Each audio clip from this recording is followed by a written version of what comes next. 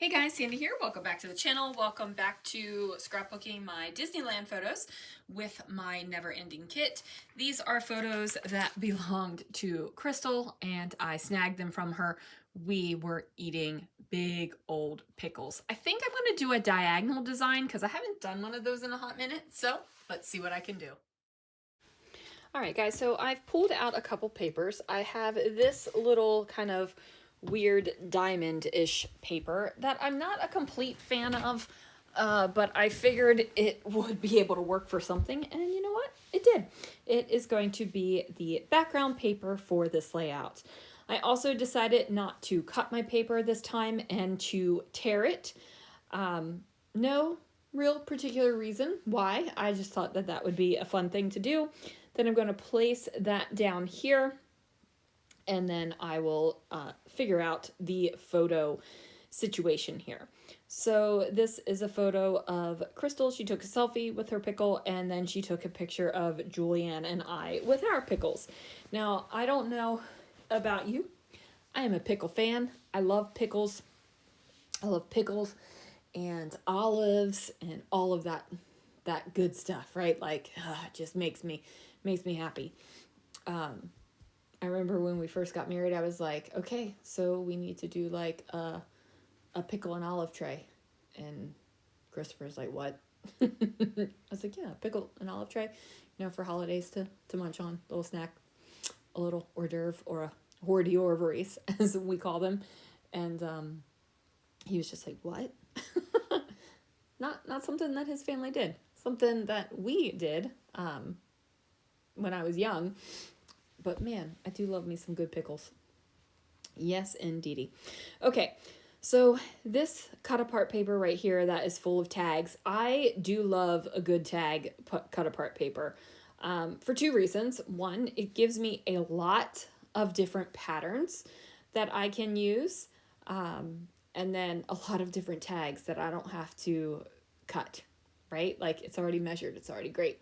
So for these, I just cut off the top of the tags, and I made sure to leave a 2-inch block of what was left on those tags, because I feel like a 2-inch block of each one of these sections of tags is a good amount of paper, right? Like I will definitely be able to use that amount of paper somewhere else. Plus, it gives me enough of the tag body that I can actually do things with it.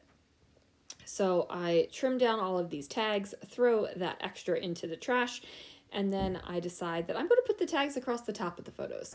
Originally, my plan was to put it at the bottom, but I'm really liking that pink paper down here. It is saying, yes, I am bright, I am pink, I'm in your face, and I am here, and I'm here for it, you guys. Big fan of it. So I am going to just go ahead and arrange these tags so that I can have all 5 across the top. 2 of them on either side are kind of poking out ever so slightly out of the photos, which is good that I gave myself enough of a tag body when I cut it, right? So now I'm going to put those down. Don't worry, your pretty little heads, my tag holes are not going to stay naked. Now, I did think about tying bows and putting them all on there, but I feel like my tags always have bows. Like that is my go-to thing. So I decided to do something that I used to do a lot, and that was take some ribbon and cut it and then staple it to the tag. So I'm going to do that with this kind of natural ribbon. Somehow in the midst of cutting it, I lose my lines, so that when I put the ribbon together, the pointy parts don't meet in the middle. I don't know what happened. Like I said, something happened here. But I just go ahead and adjust that and fix it, and then don't have to worry about it whatsoever, right? Like I'm just going to trim a little bit off and make that happen. I do use my tiny attacher to go ahead and get every single one of those bad boys on there, and that makes me happy that I can get them stapled on there. And I'm just stapling it to the tag and not through the background paper as well. And I'm doing that because my stapler won't reach that far, right? Like it just won't. So every once in a while, I crave a long arm stapler so that I can staple in the middle of the page.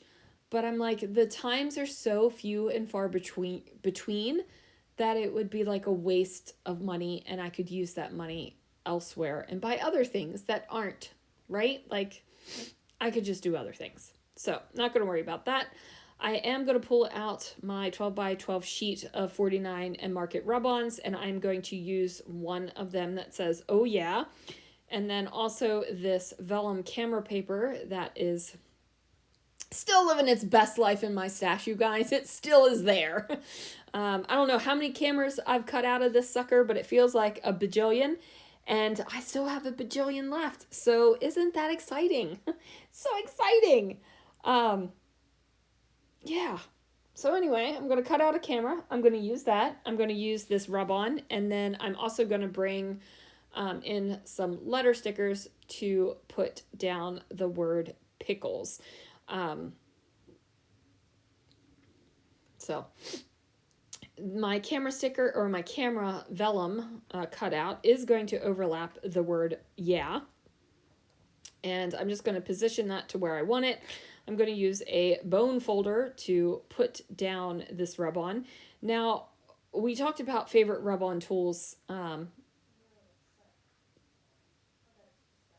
couple videos ago. A couple videos ago. It's probably been a couple months, but whatever. That I used my Creative Memories one. But I tried to use the bone folder since this was kind of a thicker one, and it worked out. I was thinking about doing the oh yeah around the corner of this photo of Crystal here, but I didn't want you to read it as ho yeah. Just in case. So I decided to place it here as well, horizontally instead of vertically. So I'm going to get that down there. I am going to pull out my letters that I have for this kit. And again, do I go for the dies of letters that I have? No, I don't. And I'm thinking, Sandy, why aren't you? You need to get used to using these dies because that's what you're going to do. You have committed to buying no more letter stickers. And I'm like, yeah, but if I keep on using the dies, I'm still going to have a stash full of letter stickers. And you guys, I have no shortage of letter stickers. So I'm not going to beat myself up too much over it. I'm just going to use what I use when I use it at this point, and still not buy more letter stickers. Can I ever say that I won't ever buy more letter stickers again? I can't say that, but I'm not actively buying the letter stickers. When I'm looking at the stuff, I'm not going, oh, do I need the letter stickers to match? No, girl, you don't. You have 511 billion letter stickers in your stash that I'm sure will match or it will be close enough. Or you have a neutral one. That'll be totally fine. Stop buying the letter stickers. Plus, the letter stickers are getting expensive, right? Like, I know everything's more expensive now, but I've got dies, and I got foam, and I got cardstock, and I got paper, and I got all the things I could possibly want to cut letter stickers out of. So, not going to spend the cash on those. Going to spend it on the other stuff. So, now I'm doing little bits and bobs. I've got a banner, a silver banner that says enjoy. I'm going to put a silver heart up at the top here just to have silver in 2 places on the layout. And then I put in a couple little bit more bits and bobs there. We got some heart stickers. I've got a pink tiny word phrase that is going to go up there. And then what? And then I'm like, you know what? I could call this done, but I feel like it needs more. There needs to be more decoration. So I decide, why not flowers? Right? Why not? It works.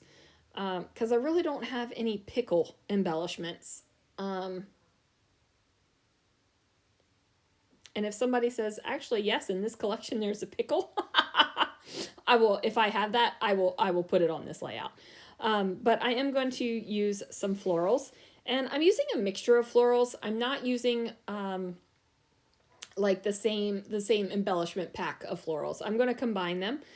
I feel like I've got to do that, right? I can't use the same exact florals on every single layout because you run out and then you got like one-offs of florals. So I'm going to combine them. I'm going to combine the styles. I think that the colors work together great. And then I'm combining these white and color outline florals. This green one up here, we're going to overlap with a couple other ones. And then down here, on the bottom, I'm going to do the same thing with a blue colored outline floral. I'm just going to cut it in half so that I can have two pieces of it, one on each side of that floral there. And then I'm like, yeah, now I'm good. Now there's stuff. Now there is more. I was thinking, why didn't I pop any of this up on some fun foam? And then I thought, you know what? This is good the way it is. I'm not going to tear it apart and put fun foam on. I like it. It's great. So there it is, you guys. Thank you so much for watching. And yeah, I will see you guys again real soon for another video.